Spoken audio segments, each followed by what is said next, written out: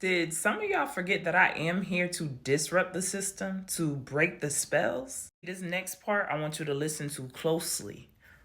Only for those that resonate with me. Information is not forced, nor is it compulsory, okay? So if at any particular moment you feel like this does not resonate with you anymore, that's cool. That's okay. You have every right to exit.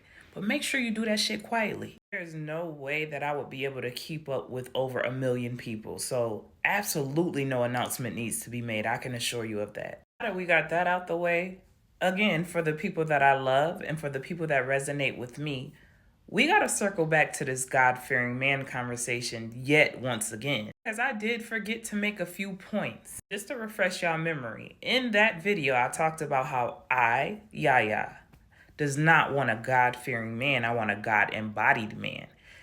And the comments went crazy. God-fearing mean reverence. It don't mean fear. So what you telling me is, my grandmother with her moo on, cigarette hanging out her mouth, cooking that fried chicken, stirring them collard greens, making that mac and cheese, baking that cornbread in that damn kitchen, gossiping on the phone after church. Do you think she knew fear meant reverence? Better yet, growing up, when you heard that term, did you know that fear meant reverence?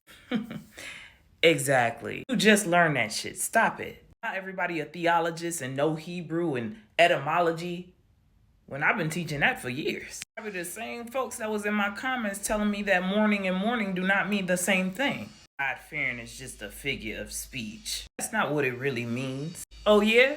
Swinging it back to my grandmother, because I told y'all she was in the kitchen, cigarette hanging out her mouth, gossiping on that phone, but she still thought God-fearing meant fear.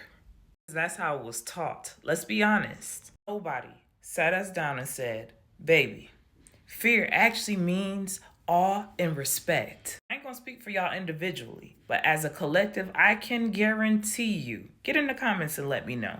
Did you know that fear meant reverence, respect, or awe? Or when you heard that figure of speech, did you think it actually meant what it said, which is fear? I'm gonna tell you what it felt like when I hear it. Fear God. God is gonna punish you. God is watching you. You better stop before God gets you. So what I'm saying is, don't try to rewrite history because of a definition that you probably learned last week. You cannot threaten people with God and then be shocked when they grow up afraid. The way that people even say it is not how it's written in the Bible technically. It's fear of the Lord. Yes, I agree. In Hebrew, yaira can mean reverence, but it also means trembling. It also means fear. Language programs the nervous system and words matter. Y'all know this. How something is taught matters more than how it's defined. This is where I come into play to help break the spells. But again, only if you're ready. I want y'all to hear this. I don't mind disagreement at all. There's a lot of people that disagree with me. Disagreement means you have your own mind. Disagreement means that you're actually thinking. So that's cool. But how you respond tells me everything. Because when something that I say plants seeds, I can absolutely tell. Instead of curiosity, I get defensiveness. Instead of reflection, I get correction. And instead of dialogue, I get hierarchy. Well, one thing I do know for sure is if it didn't land, you would never be this pressed. Remember when I told y'all about monitoring spirits? I caught a few of them live in 4K the other night. Somebody tagged me in the video where I talked about God-fearing men, right? And they wanted me to see their comments. However, under that particular comment, I saw something else. I saw this one particular lady and she said, you know things, but you don't know nothing about yourself.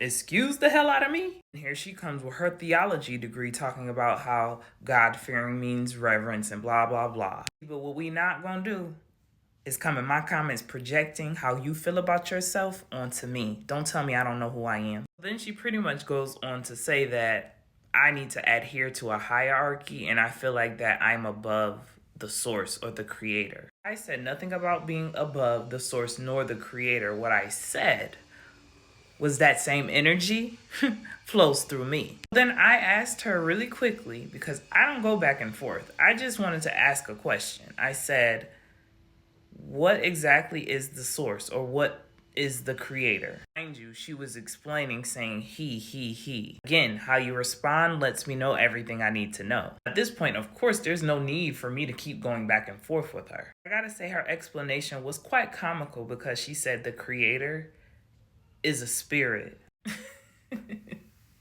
I told y'all I be getting a good chuckle sometimes because what exactly is a spirit? See, this is what I would have asked, like I said, if I wanted to go back and forth, which I didn't. I gotta know. Am I missing something? Is a spirit not energy as well? Yeah, blocked. I don't go back and forth with people who got 1 foot in and 1 foot out. I like your information, but is when I start making you uncomfortable because I challenge your programming. Now, the only reason that my good sis didn't get a response and why I went ahead and blocked her was because she messed up and tried to tell me who I am, number one, only because I did not bow to her hierarchy of what she believes God is, what source is, or the creator. Back to the topic at hand. The real question isn't about fear in Hebrew, okay? The real question is, are you ready to deconstruct for real? Are you ready to strip all of that old ass programming? Because breaking the spell requires honesty as well, not just definition. I'll get in them comments and let me know your thoughts. Peace, love, and light, and gratitude for watching.